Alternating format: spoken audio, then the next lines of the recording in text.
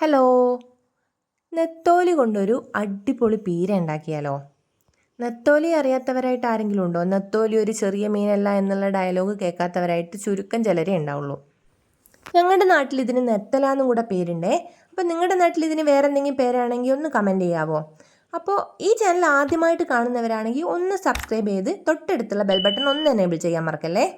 നമുക്ക് വീഡിയോയിലോട്ട് പോയാലോ? കഴുകി വൃത്തിയാക്കി എടുത്ത നെത്തലെ കാണാൻ നല്ല ഭംഗിയാണല്ലേ. അപ്പോൾ നമുക്കിതിലാവശ്യമായ ഉപ്പ്, മഞ്ഞൾ, മുളക് പൊടി എന്നിവ ചേർത്ത് നന്നായിട്ട് ഒന്ന് മിക്സ് ചെയ്ത് വെക്കാം. ഒരു 5 മിനിറ്റ് റെസ്റ്റ് ചെയ്തതിന് ശേഷം ഒരു പാനിൽ അല്പം വെളിച്ചെണ്ണ ഒഴിച്ച് അതിലേക്ക് ഈ നെത്തല ഇട്ട് കൊടുക്കാം. വെളിച്ചെണ്ണ നന്നായി ചൂടായതിന് ശേഷം നെത്തല ഇട്ട് കൊടുക്കുക. അതിനുശേഷം തീ ലോ ഫ്ലെയിമിൽ ഇട്ടിട്ട് വേണം നമുക്കിത് ഫ്രൈ ചെയ്തെടുക്കാൻ.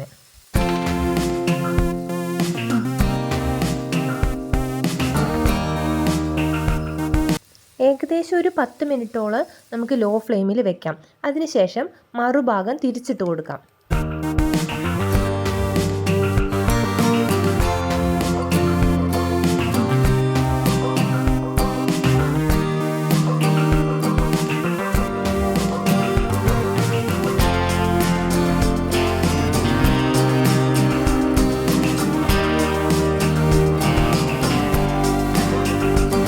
മറുഭാഗം വെച്ചതിന് ശേഷം ഒരു 10 മിനിറ്റ് കഴിഞ്ഞാൽ ഇതുപോലെ ഫ്രൈ ആയി കിട്ടും. ഇത് നമുക്കൊരു പാത്രത്തിലേക്ക് കോരിയെടുത്ത് മാറ്റി വെക്കാം.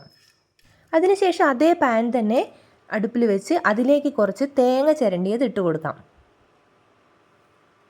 തേങ്ങ ഇട്ട് കൊടുത്തതിന് ശേഷം നമുക്കിതൊന്ന് നന്നായി ഡ്രൈ ആക്കി എടുക്കണം. ഒരുപാട് ഡ്രൈ ആവുകയും വേണ്ട, എന്നാൽ ആവശ്യത്തിനാവുകയും വേണം.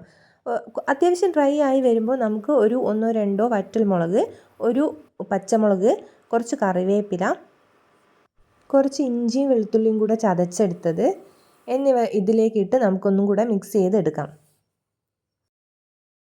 ഇഞ്ചിയുടെയും വെളുത്തുള്ളിയുടെയൊക്കെ ഒരു പച്ചമണം മാറുന്നത് വരെ നല്ലോണം വഴറ്റിയെടുക്കണം.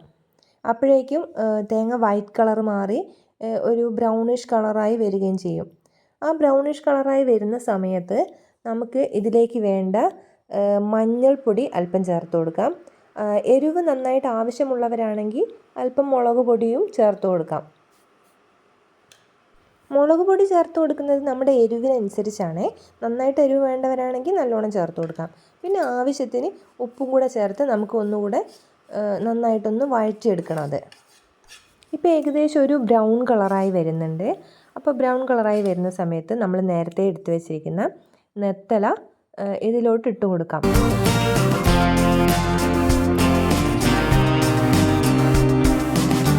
നെത്തല ഇതിലേക്ക് ഇട്ട് കൊടുത്ത ശേഷം നമുക്കൊരു നല്ല കട്ടിയുള്ളൊരു തവി എടുത്തിട്ട് അത് നന്നായിട്ട് ഉടച്ച് ചേർക്കണം. ഈ തേങ്ങയും ഈ നെത്തലയും കൂടെ മിക്സ് ആയിട്ടാണ് വരേണ്ടത്. അതിനുവേണ്ടി നമുക്ക് നന്നായിട്ടൊന്ന് ചതച്ച് കൊടുക്കാം. ഇനി വേണമെങ്കിൽ നിങ്ങളുടെ കയ്യിൽ ചതകല്ലൊക്കെ ഉണ്ടെങ്കിൽ അതിലിട്ട് ഒന്ന് ചതച്ചിട്ട് ഇതിലേക്ക് ഇട്ടിട്ട് ഒന്ന് നന്നായിട്ട് മിക്സ് ചെയ്തെടുത്താലും മതിയാവും.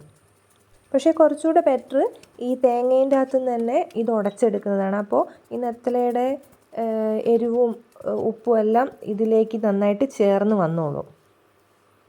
ഇപ്പോൾ ഇതെല്ലാം കൂടെ നന്നായിട്ട് ഉടഞ്ഞ് വന്നിട്ടുണ്ട്. ഇപ്പോൾ തേങ്ങയും നെത്തലയും കൂടെ ഒരേപോലെ ഒരു മിക്സായി വന്നിട്ടുണ്ട്.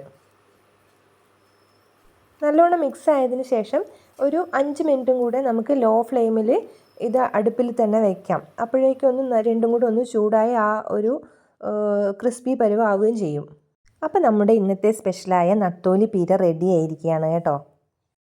നത്തോലി കിട്ടുന്ന സമയത്ത് എല്ലാവരും ഇതേപോലെ ഒന്ന് ട്രൈ ചെയ്ത് നോക്കണേ. നല്ല ടേസ്റ്റാണ് ചോറിൻ്റെ കൂടെ കഴിക്കാൻ.